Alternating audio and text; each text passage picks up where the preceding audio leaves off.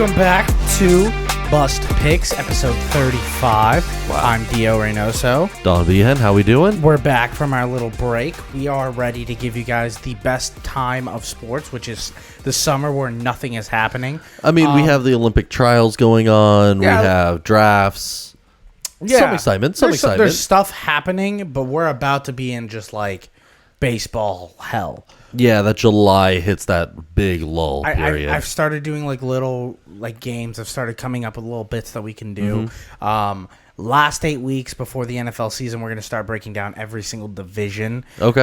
Going through what we expect, a little teaser into the season. Sure. But until then, we got today's episode, and we're going to start that with the fact of the day. Fact of the day.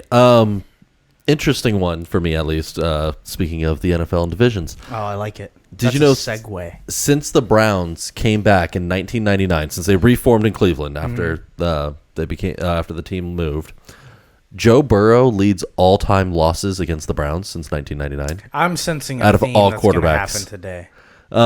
He is tied with Andy Dalton, who's lost 5 times. Andy Dalton has played the Browns 18 times in his career thus far. Joe Burrow's played it 6. So out of the 6 games against the Browns in Joe Burrow's career, he's lost 5. Yeah, the Bengals aren't good. That's their rivals. That's their number one rivals. Yeah, but it's just an interesting one. It's like, that is how big of an op they are. Yeah, it's also like, I'd like to see how many times Joe Burrow play. Like, you compare that to when he's like healthy. You know, like the healthy Joe Burrow games. Like, that would be an interesting split. I'm sure because like he is now. I'm not gonna say injury prone is a thing on his tag yet, but like 1 year away from it being a thing. For him. If he gets one more larger injury, like the nagging stuff, 1 or 2 games, I don't count that. Fine, but like if you're out like, for like 5, my number's 7. Anything that's like, oh, we really have to rely on someone else to save the season. Yeah. I'd say that's a good range, 5 to 7 games, I think. So the NBA finals happened, and we'll touch on that very quickly. The Boston Celtics win. Yes, as expected. Well, not for me. I lost a future. But in the NHL news, Donovan, you won a Florida Panthers future. There Shout we out to go. Don. Yeah. Boston Celtics win a championship. Any notes on that, Don? Anything you have on that? Because I have a little bit to say about it. I know it's been a few weeks. They just felt like the best team overall. Yeah, they were the best team in the league. Yeah, they dominated the regular season. They played well all the way through. Even with Porzingis out for a large majority, they just did not look like they could be stopped by anybody right now. Do you think that this affects Jason Tatum's legacy, not winning NBA Finals MVP, or like maybe Jaylen Brown? People are now calling him the alpha, or does it not even matter? They just have such a well-rounded team that they're just like, let's go win another one. I don't think it mattered much. It's like giving what was it when they gave Edelman the MVP back in the day during the Patriots run? It was just like he played the best in that game. That didn't mean he's the alpha overall. Yeah, like he had the best series, but that didn't mean Tatum had any of a worse series. They're pretty comparable in a lot of ways. It just felt like either of those two. Like it feels like a 1A 1B situation, which is the best prospect for a team to have. I do like the history revision thing of like last year when the Celtics lost in the Eastern Conference Finals, when everyone was like, "Well, this Jaylen Brown guy doesn't even know how to dribble left." Can you believe that these guys are actually going to win a championship? And then they do, and they're like, "Jaylen Brown's the best player on the team." It's the same people that were saying he can't dribble with his left are now the same people that are like, he's way better than Tatum. It's crazy ridiculous. That flip-flop happens so quickly. Happens all the time. It's okay because think about it, that happened to Dirk.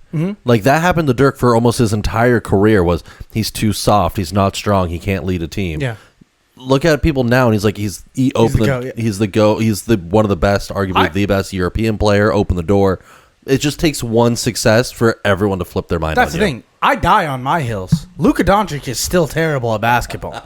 That's a fact. You're still on that. Like okay. Luka's dead to me even more. I hate him now more than ever. Oh my goodness. Let's move on. Let's do some NBA offseason catch-up. The draft, free agency, it's all kind of out ahead. I have a couple questions that me and Don are going to try to figure out. Sure. First thing is the 76ers reloading, retooling, went through the draft, got their guy. They added a young point guard from Duke. He's a star on TikTok. Yeah, he is. Yeah, if you've been on Twitter, you've seen him dance a lot. I think it's Caleb Williams. Caleb Williams? Nope, that's the quarterback That's for the Bears. Bears out of USC. I'm already locked in. By the way, that's a teaser for later. Oh, my goodness. 76ers signing Paul George to a massive contract, over $200 million for 4 years. Clippers getting rid of him for nothing. Yeah, basically, it almost felt like they just let him walk, really. So they do let him walk, and then they also sign Andre Drummond to the team. They signed Kelly Oubre again. So now the 76ers went from like fourth best odds in the East to third best odds in the NBA to win the finals next year. It makes sense. I mean, they retooled picking up Maxley for a new deal. Maxey's which he 100% deserved. Eric Gordon, they re-signed. I think he had the stint before. They got him back to secure the 3-point shooting a little bit better. I mean, it feels like they're pushing their chips in and going, if this doesn't work this year, we need to blow the team up. Yeah, it's going to be a little annoying in Philly for a bit. It's conference finals or bust. I love Paul George. My love for Paul George is very well documented. I think he's one of like my favorite players to watch play basketball, but I don't know if he should have been paid a max out contract. And I think Philly pretty much opened up their window for 2 years. I think Philly has now officially said, we probably have 2 more years of prime Embiid. We probably have 2 more years of prime Paul George. And who knows what the ceiling is for Tyrese Maxey. There's a real chance that Tyrese Maxey is a top 3-point guard in this league. It's going to be interesting with the 3 certified stars, but you need to feed them all. Yeah. Like, that's going to be the interesting dynamic, is who's going to be... Because Maxey played the 1B to Embiid. Yeah. And you could have a 2-man team like that. Seeing it go 3 ways with all high-volume scorers is going to be an interesting dynamic. So if I had to ask you today, Don, who, outside of the Celtics, is your second favorite team in the East, who would it be? Oh, it was going to be the 76ers. Over the Villanova Knicks? Over the Knicks. Knicks let a few guys walk that I thought that they should have secured in, like Hartenstein and such. Okay. So I think the Knicks will be scrappy, but it feels like they're missing that big lockdown guy that I want to. I could go toe to toe with an Embiid. I think that Mitchell Robinson's not bad. He's not bad, but he's not going to. He can't. He's not going to hang a whole game and keep Embiid under 20. Well, and that's kind of what you need. Mitchell Robinson was the starter. Hartenstein would come off the bench and like dominate when he played. But he was explosive. Yeah, and he's just like a good, tenacious finisher. Like that's what he does. But it's re-signing OG Anunoby for the Knicks. They went full tilt, and they're just like, we're Villanova Wildcats now. We don't care. They're like, the bit is dead.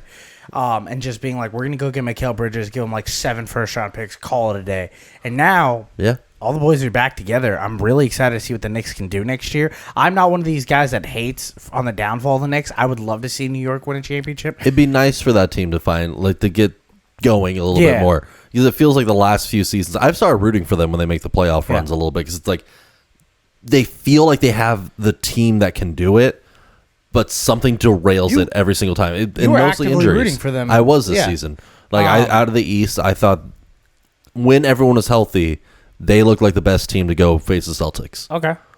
I don't know if I still think the Milwaukee Bucks healthy would have done something. I feel like they under had a different head coach. Even with the same head coach, defensively they would have been a pain for anybody. But yeah, I mean that's part of the championships, having the luck to get you there healthy. I want to dip into what we think is probably the best signings of the offseason so far. Sure. One of my favorite signings has been the Hartenstein. You kind of alluded to them losing him. That is my favorite signing. It's my favorite signing. I think it makes Chet. He's like, I can finally go play power forward. Yeah, and it play frees like him this up. Kevin Durant-esque role that he really thinks he can be. I don't personally think he's that, but if he really does think he can be this lanky outside, 3-point shooter that can come in and dominate in the paint and get the rebounds that you need, that's an elite piece. With Hartenstein in the middle, I love that. They got him on they kind of had to pay for him, but they had the money for it. Yeah, they had the flexibility there with a lot of the young players. Hartenstein last season, 64% from the field. Love it. One of 3 players with 85 blocks and 85 steals. Like, he was a defensive and he kept average shooting in the paint below 53%. Like, he was a beast of a defender, and I feel like that's being forgotten by like a lot of his athleticism, a lot of his playmaking.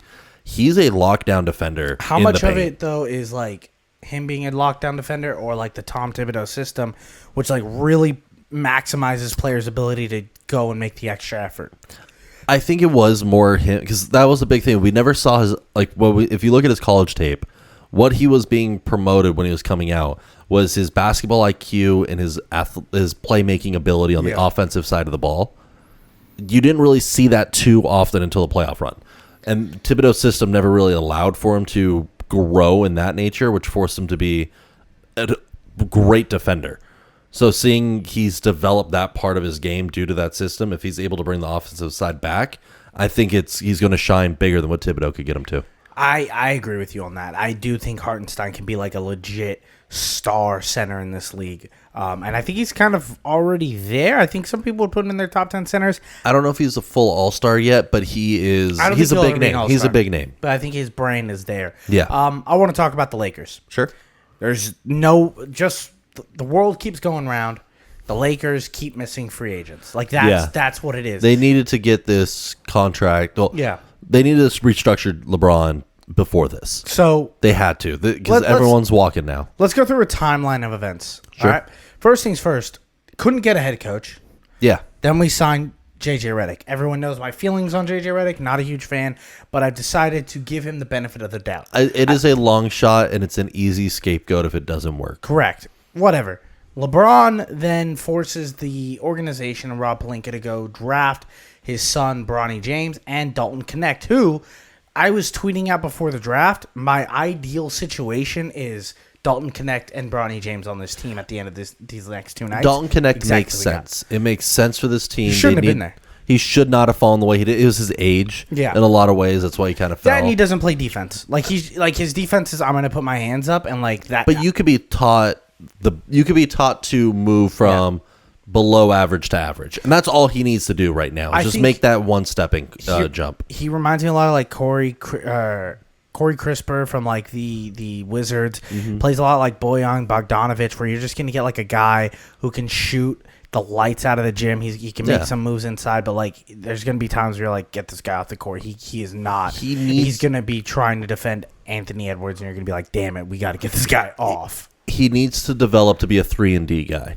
Yes. Because that is his prototypical build right now. If he could fulfill that role, he will go far in the league. Now, like he will be needed constantly. Bronny, it happened. I'm very excited. I know you're not. Like, I just don't. This is gonna be harsh. I don't care. What do you mean you don't care? I'm worried about his actual play. Like the father son, the moment, everything. That's fine. Done. But this is everything. This is everything. This is what it's led up to. Everything LeBron's put into goals these past 21 years has been put into place for this exact moment. For his power and ability to have his son on his team and them go neck and neck together and him be able to produce his son and get him to the top of the totem pole. Bronny's about to be a 7-time All-Star. If he can do that, he is. Great. Wonderful signing. He is. I don't see it yet. And it's just had a heart. Yeah, no, he has had a medical stuff. He's a second-round draft pick. He's just coming. He's still a rookie. A little short. Didn't play the best at USC overall. In the games he was able to play. I would have rather we signed. I don't know what. Falling that far in the draft. I don't know what name I could have put there instead of him at the moment. There's no one that was worth it there. Yeah, there was. It was a shot in the dark. But I would rather seeing if he would go undrafted because he might have, and then just put him on the G League and then make him earn his way through. Like put him on the summer league. I mean, he just signed he's on the roster. There's no world where Bronny was going to be a Laker and he wasn't going to be on the roster. Yeah. I'm very excited for it. I'm gonna be crying when they, throw their first alley-oop and they dunk on each other, dunk on someone. It's going to be awesome. Hopefully they do it on, Draymond Green or something. I want the poster of it. I want the best for it. Don't get me wrong. I want this to work out, obviously, as a fan. Awesome. I think it can. I'm reminding myself, hey, we can't pin the success of this team on a second-round young pick. Oh, no. This won't change the season. This is a win or win. There is no loss in this. There's no second-round pick that the Lakers are going to take that we were going to be like, oh, okay. But, is he better than Hood Schifino? That was never going to happen. Yeah, that's true. So, the second-round pick is always it's like a NFL seventh. It's a long pick. shot. It's a long shot. Do what you want with it. So now let's move on to the next step. It's free agency time. Yes. And Lakers are linked to Klay Thompson. Yeah. And we're like, we're going to get Klay Thompson. We're going to get Klay Thompson. Then Klay Thompson signs to the Mavericks. Which I didn't like. Klay wasn't producing. Correct. He's been struggling, has looked off since his ACL in my mind. He's had flashes of like, oh, that's Klay Thompson, but Yeah. I'm not paying. You're not paying $50 premium million for him. For flashes of Klay Thompson. No. The fact of the matter is he's not as reliable as he used to be. He's not the defender that he used to be, and he's not as dynamic of an athlete. No, He's still a good shooter. Age catches up to everybody. Yeah. That's what it happens. I think if he's a 6th, 7th guy off the bench and you just need him to be a lights out corner 3 guy, that'd be an amazing role for him. He could be your clutch moment shooter, and I would trust very few people more than him. I still think he's a starter in this league. I just don't think I think he's going to fit well in Dallas. Yeah, he'll be fine. He's going to hit the open shots. He doesn't need to be the star. You Correct. have 2 guys who could take the majority of the load. But like, has Klay Thompson ever needed to be a star? He's needed to have 40-point nights occasionally. Sure, but like that's what he's a very good role player. But I'm saying like you won't need that same level from him ever again. I would say Draymond Green's a better basketball player than Klay Thompson prime. I don't think so. I mean, I really don't think so. Draymond Green prime Draymond Green was the best defender in the league that could shoot and like pass the ball. Like that's what he was, and he was flying because he was tiny. Yeah, I don't think he was. He really wasn't like the best shooter. He was a very good shooter for like a 3-year stretch. He was a good, reliable 3-pointer shooter for like centers at the time. Yeah, like it was like from 2014 to 2016, like that 3-year run. What was his shooting percentage? It was probably like 33%, but like for a center at the time, that's amazing. He was an undersized center, dramatically. That's what I'm saying. Though, like yeah. that's a small ball era. Yeah. Like it's different. Let's go into bust of the week. Bust of the week. I'm going to go first. I'm going to stick on the basketball train. I want to talk about the Chicago Bulls. The Chicago Bulls and what they've been able to do with the masterclass of how to ruin one of the premier franchises in sports is so disgusting and needs to be dramatic. Evaluated by every documentarian that's ever cared about sports. They're so bad that they can't get rid of Zach LaVine and a first-round pick for anything next year. Because they signed Zach LaVine to such a bad compounding contract that when they trade him, they have to give up an extra 15% on his contract. Yeah, makes sense. Which makes no one want to trade for him. No one. It makes sense that no one wants to touch him right now. And they have Lonzo Ball under contract where they're like, we want to get rid of him too, but like, what can you do? You either. Can't rebuild with these contracts tied to you right now. And then when they're like, all right, we know our best player who just won an award, Alex Caruso. He's right here. Haha. You guys love him? All right, we're going to trade him for Josh Giddey, the clearly worst player on the Thunder last year. Yeah. Out of their starters. Let's build around Josh Giddey. That's crazy. It feels like they're trying to get big names, so you're still going to show up, but not make any deep runs to keep roster salary low. And then it makes a lot of the decisions make no sense. This was all under the presumption that DeMar DeRozan was going to re-sign, and then DeMar's like, dude, I hate all the moves you guys have done. Yeah. I'm out of here. They alienated him completely. And now we go back to the Lakers where DeMar's like, I might be a Laker, and LeBron might be taking a pay cut to be a Laker, and that's its own thing. Yeah, that's all speculation right now. Shout out to the Bulls for absolutely tarnishing whatever reputation and whatever hope that this organization and their fans thought that they might have one day, that they might have a functional organization outside of the Michael Jordan years, because it's done. Like they need a hard reset until Reinsdorf is dead, their owner. This is purgatory for Bulls fans. Yeah, for the next 15 years, they're done. 6th seed, 5th seed, and that's it. They're not even doing that. At peak. Yeah, I mean, I'm saying ceiling. Yeah, I mean they had Jimmy Butler and Dwayne Wade and all kinds of skill players around them, and they couldn't get out of the first round in like fifth or sixth seed. It's crazy. No, like we say, we would rather be tanking than be stuck in the middle. The middle's the worst place you can be in the NBA. Hard. Don, who's your bust? Anyone who bet on Bronny James. I heard about this. 25% of all bets laid on who was going to be the first overall pick went on Bronny James. That's insane. Stupid. It makes no sense. Why would Atlanta go and do that? It really just shows you that some people don't know what they're doing. They don't. They just picked a big name. They went. Dude. Yeah. Vegas makes so much money. Vegas makes so much money. 25% of all the bets were on Bronny. I mean, that's to go first overall. Okay, all right, for $100, Don, V-Buck dollars. Who is the first round pick? Who was the first overall pick in this year's draft? It was the Frenchman. Okay, that's not his name. No, but I'm terrible with names. Okay. No, but for 100 V-Bucks, Don. Yeah, no. Okay, yeah. No, I know where I sit right now. Zachary Rochier. Yeah. And then Alex Sarr, and then Reed Shepard. That's as far as I can get. Until I see him on the court, I am just not going to remember names well. Yeah, it's just what happens. It's a bad draft when you. I don't. Okay, that's what's being taught. I don't think it's that bad of a draft. I think for the first overall pick, when you're talking about a guy who could develop into a role player as being the number one overall pick, it's a bad spot to be in. So the biggest, to me, the biggest issue with drafts.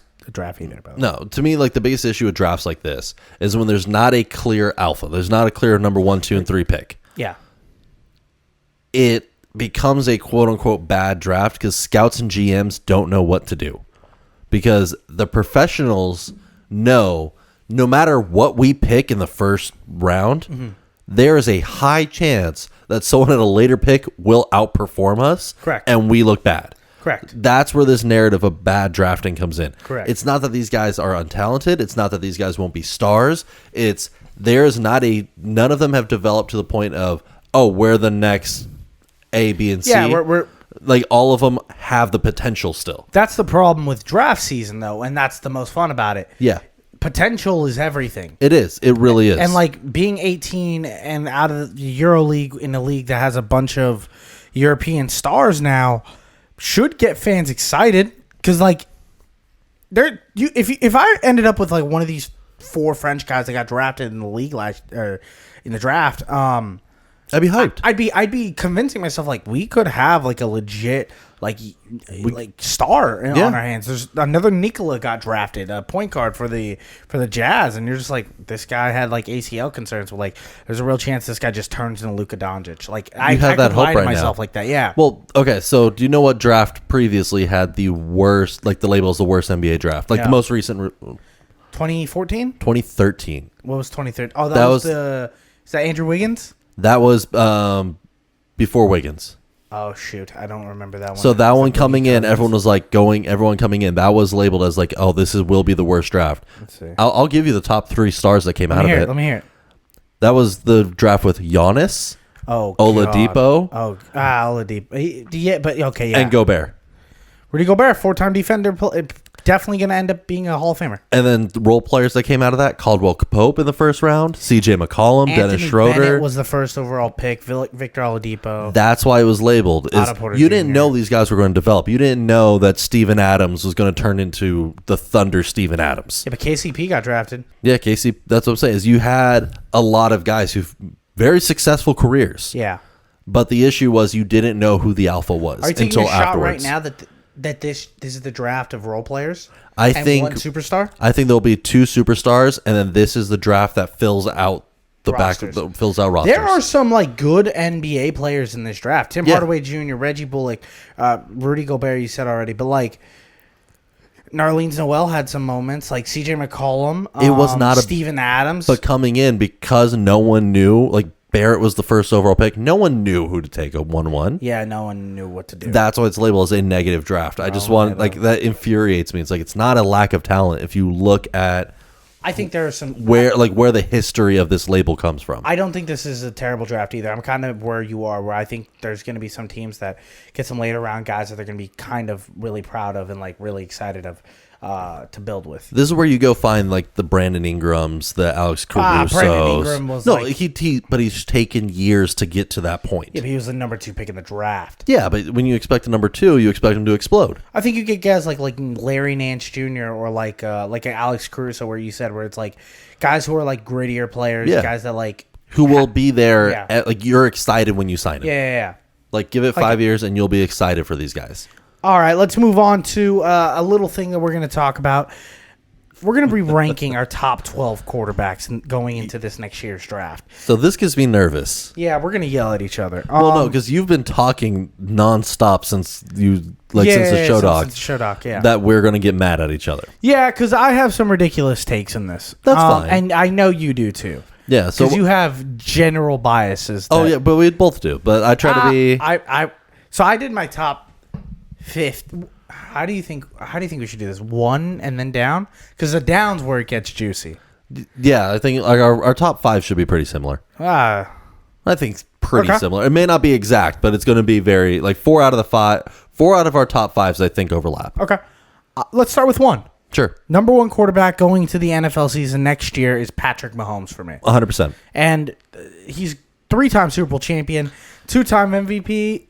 They've loaded up more on the offense. It's hard to just look like you added a better MVS in Hollywood Brown. Yeah.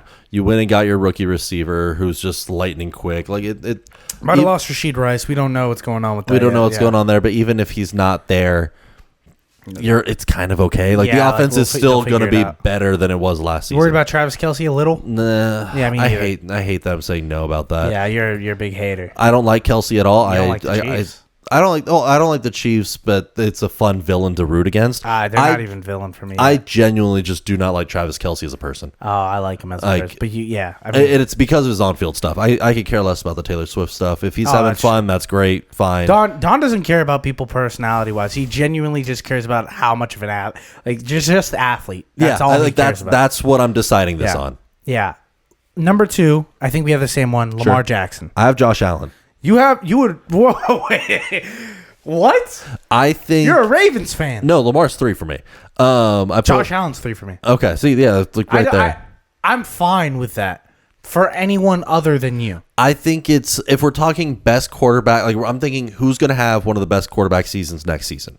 Like that's how I'm ranking this. Is Josh Allen's ability to go and just be Superman randomly. I'm sorry. How many MVPs does he have? No, I What am I doing? Why am I defending Lamar Jackson right now? Like I think Lamar will have a good season without a doubt. But I think that there's more players around him now that he doesn't have to go and be all for the team.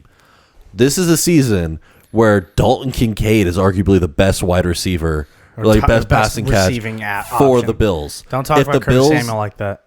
Curtis Samuel's good. Don't get me wrong. I don't think he's an alpha. He's not going to be the number one. He will not be the number one read on this offense. The fact that Stephon Diggs was there. They drafted a rookie from Florida State. I think this is going to be the year that we see Josh Allen. If they want to produce offensively, he is going to have to be Superman the entire year. Last year, I took a shot, and I said the Bengals were going to have a bad year and come in last. Yeah. We're still out to do our divisional breakdowns.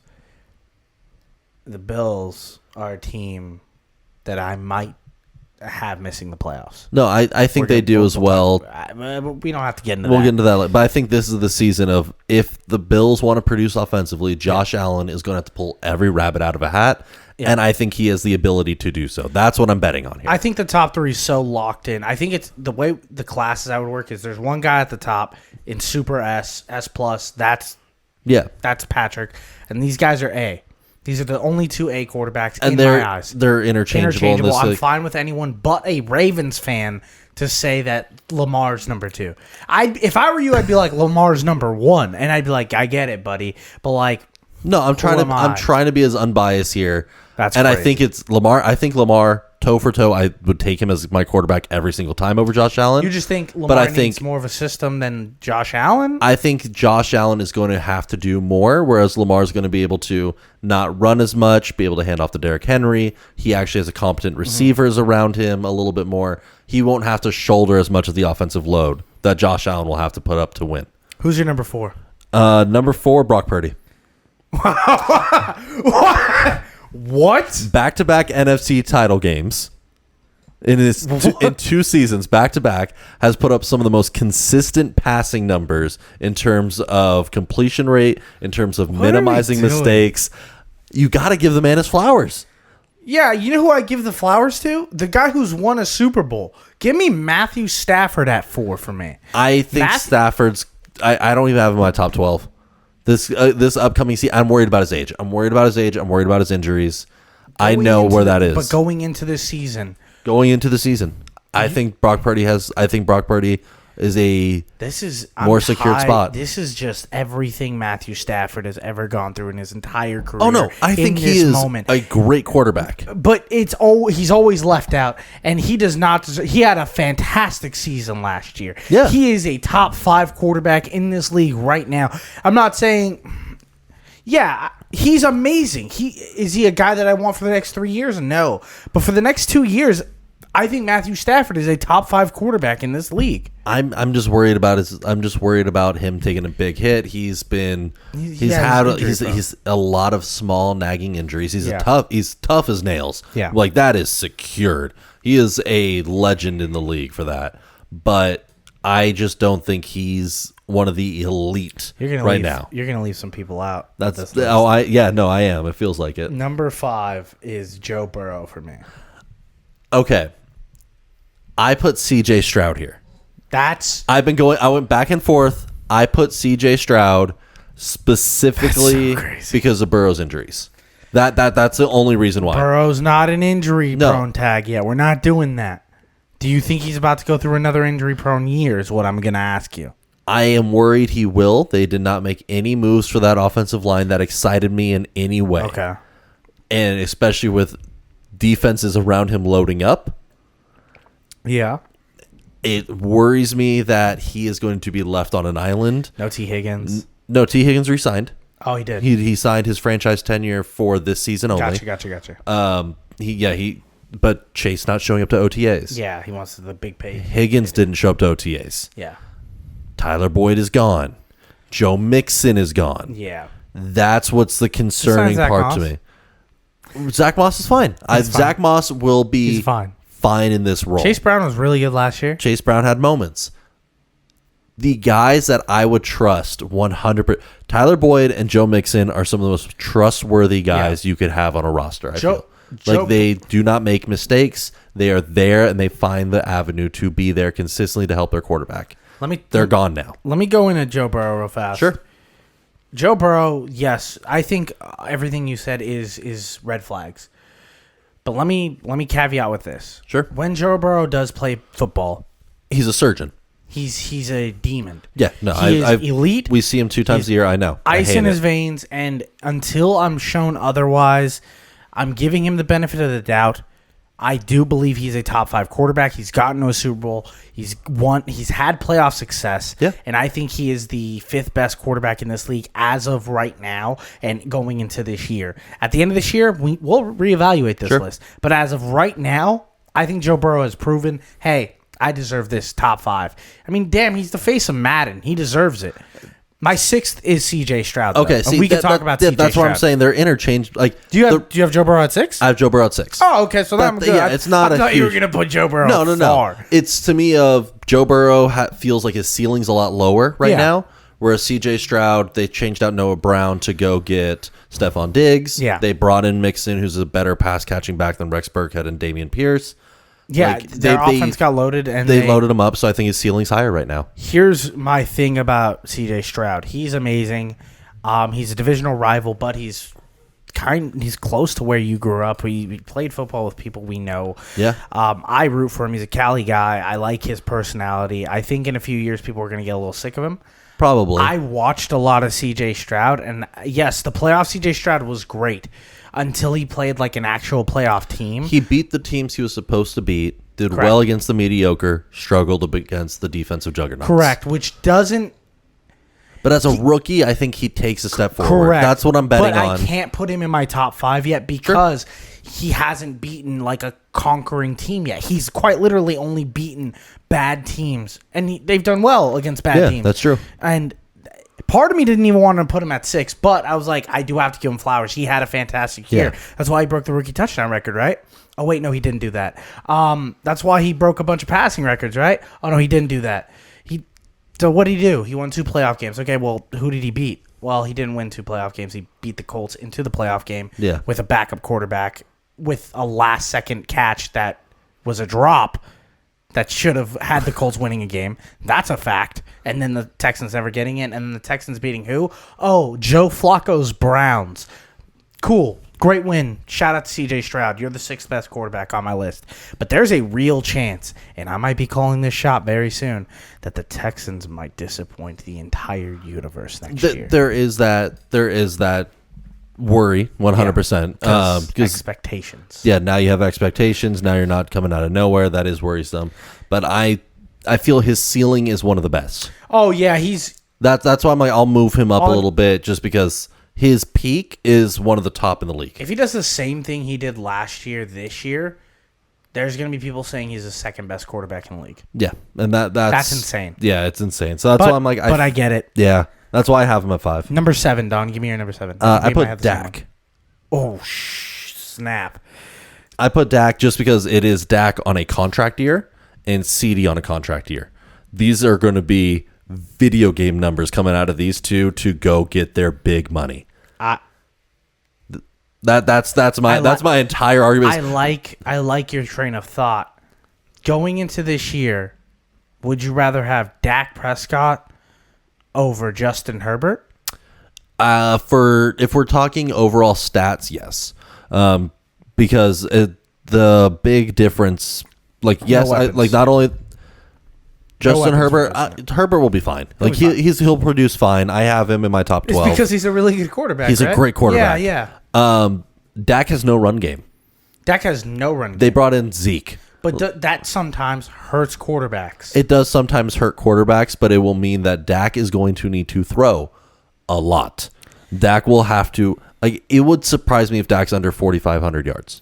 Yeah, but that will be shocking. Dak has really good regular season numbers because he throws the ball a ton, and then he gets to the playoffs and he's like, "Oh, I can't do this." Oh no, he's not going to do well in the playoffs. I like Dak the curse of the Cowboys. I'm not trying to bet against that. It is something that will come up in playoffs, I'm sure. Mm-hmm. But regular season, I think he's one of the most eye-popping stats every week because they're going to have to be. There's no other way for this offense to succeed. I have Justin Herbert. I think Justin Herbert is better than C.J. Stroud. I think Justin Herbert is a elite quarterback. Without a doubt. Quite literally should be a top 5 quarterback if he wasn't in the worst situation next to Joe Burrow.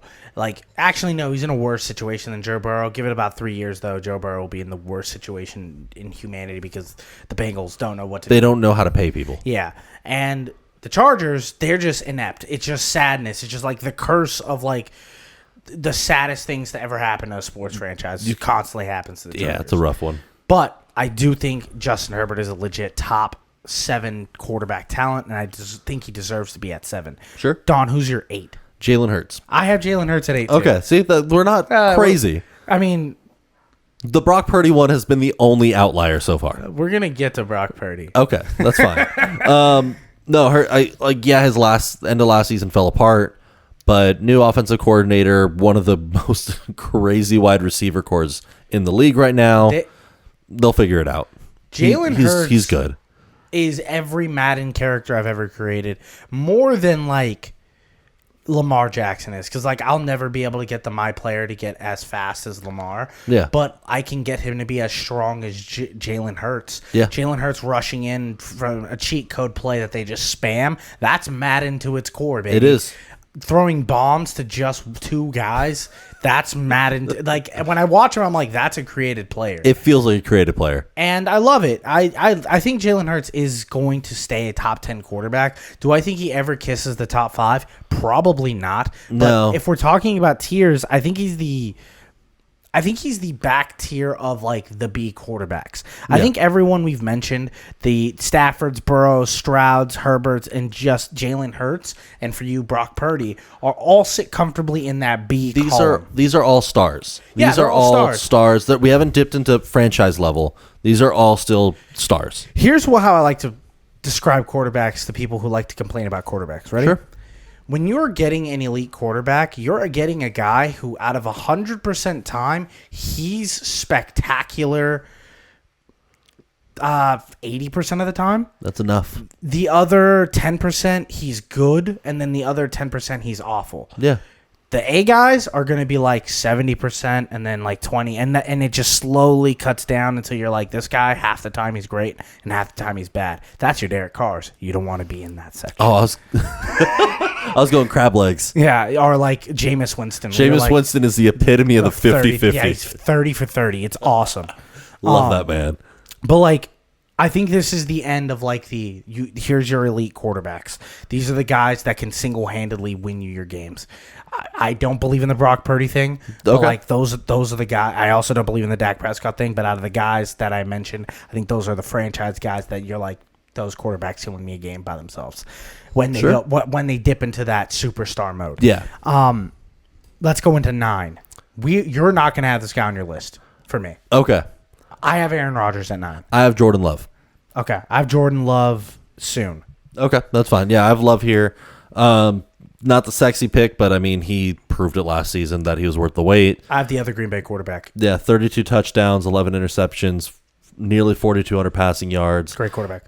Did that with not consistent wide receiver play. Yeah. Because somehow every Packers wide receiver ended up with a chest injury at some point. It was like 6 of them. It was crazy. It was the wildest thing. I was watching Wicks catch passes. I was like, what are we doing out here? It is like, so, I mean, the fact that he was able to put that together in his first starting season without consistency around him, respect to the man. Like, that is, you're going to go far. I'm not one of the guys who believes that if Aaron Rodgers played last year, he would have had an MVP year and the Jets would have won a Super Bowl or made it deeper in the playoffs. I think they would have been fine.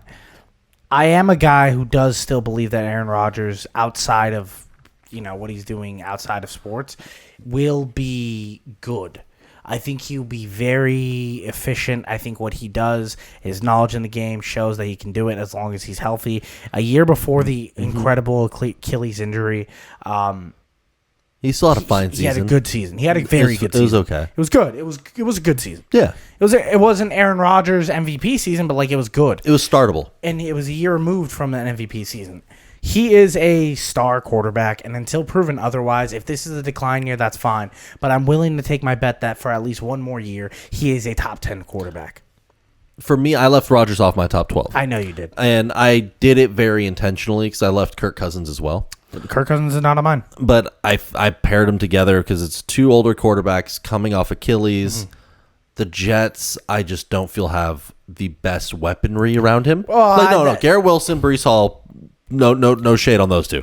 Elite talents. Allen Lazard's not bad. Lazard's not bad, but it's no one other than those You're 2, right. there's no one I get excited about. In an AFC that's so stacked, you're like, all right. You're going to need a little something extra, and I don't know if an aging quarterback with a lot of off-field drama constantly, whether or not it's the political run, whether or not it's him locking himself in a room, like a dark room for week. We've all locked ourselves in the dark room and did a bunch of ayahuasca and pretended we were bears. That's don't shame him, okay? I'm just saying there's a lot of off-field stuff that always complicates things and it always complicates the locker room.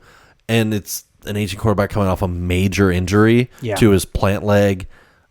Yeah, it was bad. I don't know if I'm if he's going to be able to step up in the way that we've typically seen. He's startable without a doubt. I will take him over most starting quarterbacks. Would you take him over my number 10, Jared Goff? No.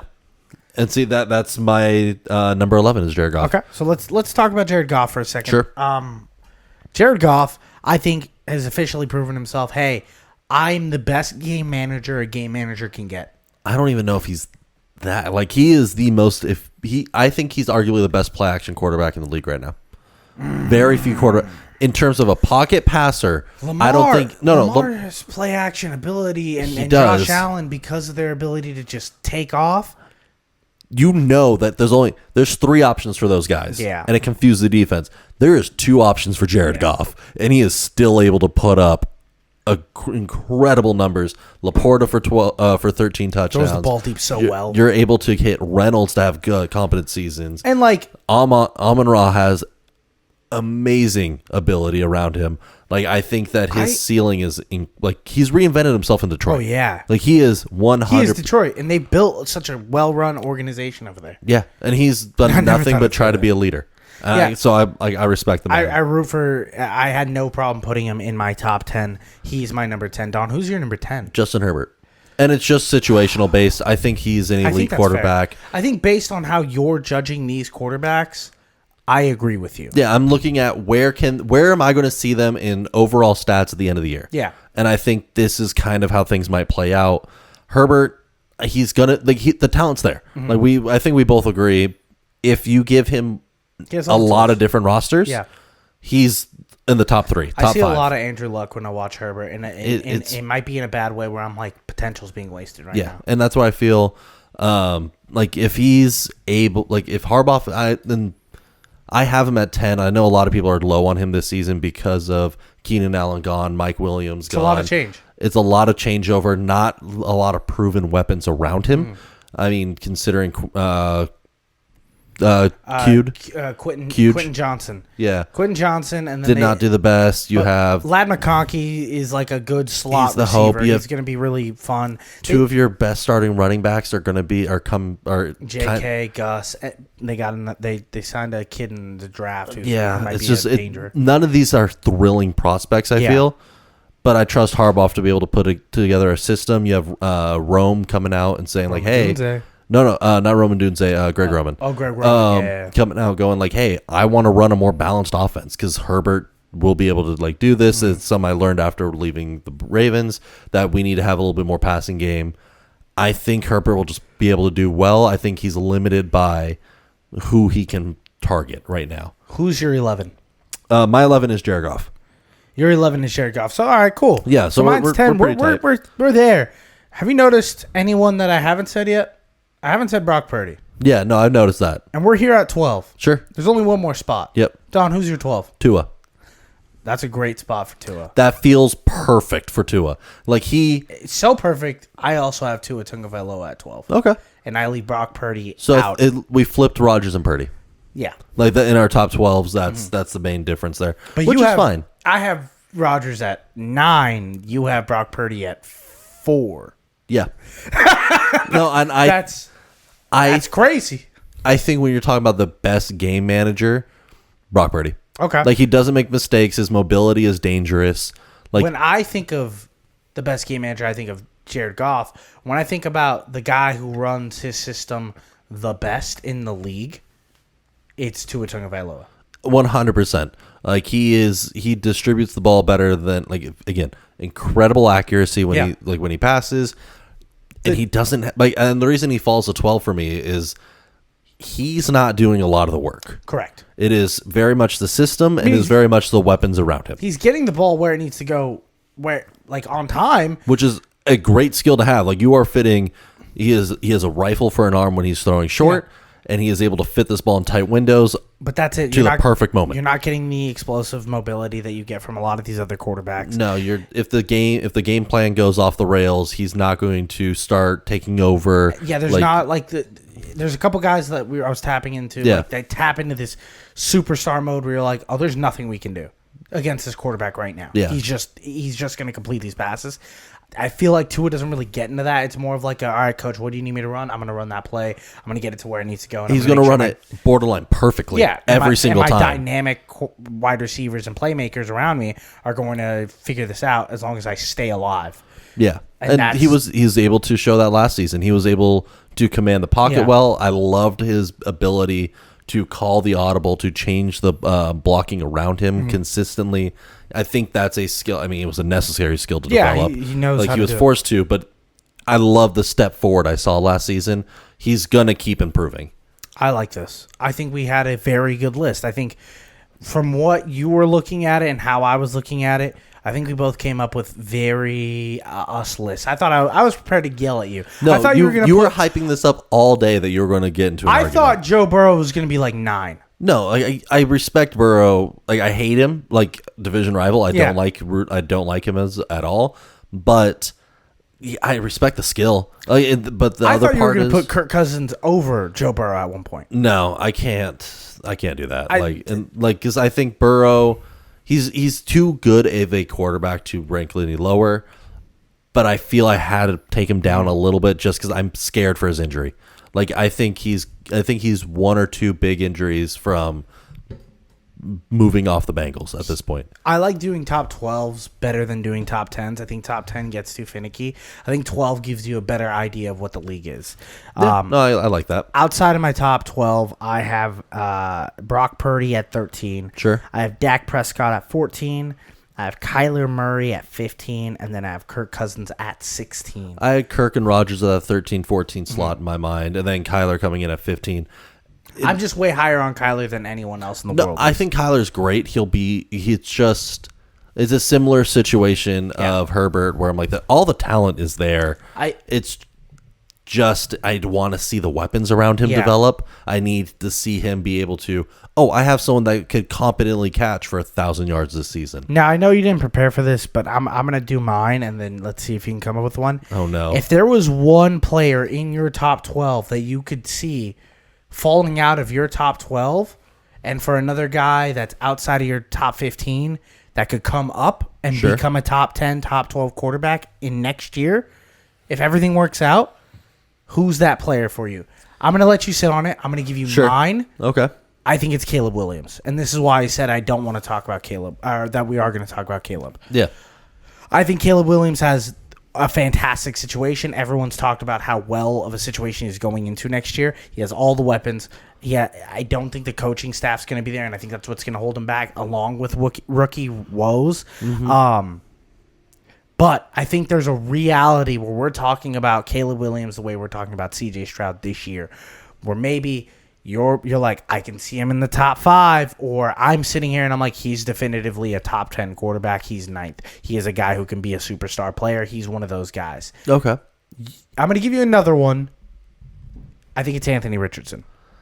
I think you watch. I could see that. I agree. It's the pass accuracy has improved based on what I've seen out of his camp and the videos they've been posting. They're not letting him throw with his arm yet. He's throwing left-handed. Yeah, which that's the impressive part. Yeah, which is still a little scary. But he threw a reverse windmill 360 dunk on TV the other day. Yeah, casually, and I'm like, this guy's going to be fine. It's going to come down to health for him. That's the concern. It's going to come down to health. It is, and he needs to be able to get down. He can't drop his shoulder on guys. If he can stay healthy, I think undeniably he will be a top 12 quarterback going into next year. I don't think that. Of course, the ceiling's as high as anything for Anthony Richardson because he's physically a beast. There's literally no measurable for him. He's bigger and stronger than Cam Newton has ever been, and he's quite literally measured faster. It's insane. It's just durability. If he can somehow rattle off 15 wins, 15 games, which I would call a success. Yeah, that'd be a great season for him. I think we're talking about him passing Tua Tagovailoa, maybe even like this quarterback 11-12 area. So to me, if we're talking about a guy who could take a big step and move into being where he is to being elite, I have to say I think Bryce Young could take that step. I love that they loaded him up. It's give him a very few quarterbacks can move into from a rookie. One of these guys that are like, I'm giving up on the Bryce Young train. No, I don't think it's time yet. If he repeats what he did last season this season, then start questioning. Sure. But he will take a step forward in my mind. Like his best receiver was Adam Thielen, like an aging 33-year-old. I think it was. Yeah, it was bad. But now he's got Deontay Johnson, who we both like. Yeah, we both like Deontay Johnson. I think he's one of the best possession receivers there is. They got a really good receiver from South Carolina in the first round. They're giving him options now, and it's another year of learning for him. I think he'll be okay. Good offensive system. They brought in the Dolphin system in for him. Yeah. And he doesn't have Tua Tagovailoa and Jalen Waddle, but I think there's enough weapons for us to be like, hey, they've won 7 games. And that's enough. Yeah. And that's enough right now for the Carolina. So if we're talking a ceiling play, I think it's there. If we're talking a guy that could just move into the top 12, Geno Smith. And it's just because if DK goes bananas, you have to give him respect. Do you think anyone in Jacksonville is like, hey, what about Trevor Lawrence? He's the second highest paid quarterback in the league. He sits right there on that 15 bubble. He really does for me. He's there too. I want to see him go, but I feel like we've seen enough of him where he will forever be a starter until he starts declining due to age. Yeah. He is competent. He is very good with the ball. His limited mobility and straight line speed will keep defensive honest with him a little bit. I just don't see that I could go put up a 4 touchdown game. This year matters so much for me for Trevor Lawrence, where I'm deciding on this. Sure. This is the year where he decides the path. Is he going to be a Phillip Rivers, a Justin Herbert, a legit quarterback that we get to continuously keep in the top 12? Or is he going to be a Derek Carr quarterback? And I'm not going to say Derek Carr is a bad quarterback. No, Derek Carr is a starter in the league for a reason. Correct. And I would say he's a good starter at when he was a Raider. When in his prime, he was a good starter. But we're going to find out, can he get out of these teens? Yeah. If he can get out of the teen number, then I think he can stay. But if he doesn't do it this year, I don't think he ever leaves this 15, 16, he's going to be stuck slot. in that middle tier. Yeah. Which is what we say in sports. It's tough to be in the middle tier. It's tough. Like, you'll forever have a contract. Yeah. You'll forever have a job as an individual, but you're just kind of there. Success is like it's really when it all lines up. Yeah, you need the stars to be perfect for you. One more crazy one. I know we're running a little bit on time. I think Will Levis might find a situation where we're talking about Will Levis being crazy with the weapons he has over there. Tony Pollard, Tajay Spears, Calvin Ridley, Treylon Burks being a 3 now with with DeAndre Hopkins there. Yeah. Offensive line isn't as bad as people want it to be. They boosted it during the draft. That defense is really, really bad. But there was moments last year where I was like, Will Levis has got a little bit in him. It felt like he did. I think it's harder for me to envision him taking the leap up to a top 12 compared to Bryce Young for some reason. Honorable mention maybe then. I think he's honorable mention. I think he cracks top 15. Like, I think that's his ceiling moving for I think his job is he wants to be a Derek Carr-esque quarterback. Yeah, and again, he'll be fine. It's a good career. That's a great career. Question of the day. We'll do it very quickly, and then we'll end the show. What is my question of the day, Don? What team or what city deserves to lose their sports team? What city deserves to lose a sports team? There's a lot of them. I think there's a couple franchises out there, or a couple cities that you're like, they might have a few too many. LA, a lot of people would be like, why do they have the Clippers? I think the Clippers being in San Diego, or maybe the Chargers being in San Diego is a good one. Yeah. I'm going to be kind of a jerk. I think the Chicago White Sox need to leave, and they are planning on leaving to probably Nashville, but that franchise doesn't belong in Chicago anymore. I think it's ready for them to grow. It seems like that city is just damn near all Cubs fans. They need to go find their own fan base, and that city does not deserve that franchise anymore. They're not a big enough city to have their own 2 metropolitan baseball teams right next to St. Louis too. Yeah, which has the Cardinals. Mine, I would say that it's more of a branding thing more than anything. We're going to get real specific in terms of city. Anything. Brooklyn. Oh, the Nets. The Nets. It feels real weird for me. No, I get you. Like, it's just it's either be 2 New York teams or move to New Jersey. Yeah, no. Like, having it be like the New York Knicks and then the Brooklyn Nets. You're minimizing your market. I just didn't feel like it was a good strategy. It's almost like naming your team like the Anaheim Angels. And then turning it into the Los Angeles Angels of Anaheim. Yeah. And then it's the California Angels. And then it's just every other name. Like, but the Angels thing, I feel it's funny. Because they've done it so much, just like meme to death. Now. Well, I think they're in on the joke at this point. No, they're doing it for fun. Well, yeah, Brooklyn trying to take they can do for fun. They can't play baseball for fun. No, Trout's wrist injury. Yeah. But like that's the concern for me with Brooklyn. Is just you've taken a market that you had a small percentage of and then decreased it. I got this. It just is a weird thing. I got this idea. I was going through like forums of like the new Utah hockey team and like the names that they're trying to figure out. And people were like, Arizona never deserved to have a hockey team. And people were saying that about Florida now. We're like, the Panthers don't deserve to be in Florida. That's BS. It doesn't even snow in Florida. And we have indoor hockey at this point. Like, who cares? And in my head, I was like, Edmonton fans should shut up because they're probably one of the cities that doesn't deserve a sports town as good as like as historic as the Oilers are. Edmonton is not like that. And they're not those guys, pal. Like, they're not. No, I don't like the argument, like, especially when it comes to hockey. It's like, well, it doesn't snow. You're not allowed to have a team. Who cares? Yeah. Like, they who cares? Then Canada, win one.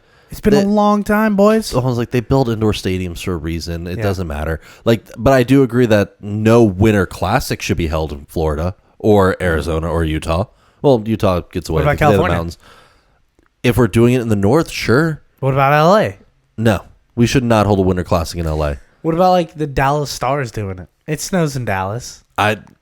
No, it freezes in Dallas. It doesn't snow in Dallas. It gets cold. It goes from, it's cold to, why is everything frozen? Yeah. Like, there's very little in between there. I love that, though. Like, it gets too cold to snow at times. Well, I think you need snow for a Winter Classic in my mind. That's the only part I'll get specific on. When I look at baseball teams, I was like going through the baseball teams in my head, and I was like, there's not really an organization. Maybe the Miami Marlins because no one shows up, but then I'm like, for baseball, it's like, all right, you need a Miami team. Send them to Las Vegas. I'm not doing that. I'm not letting some poor sacks die in the heat out there. Oh, God, might as well have no fans in Miami. Yeah, actually, yeah. No, I do agree there. Well, thank you guys so much for listening to another episode of Bust Picks. We're going to be putting out some clips, and I'm going to be tweeting out our list of our top 12s. I think we'll get some engagement off of that because Don's controversial, crazy take Brock Purdy. But thank you for listening. My name is Dio. Don. And remember, pray for the parlays.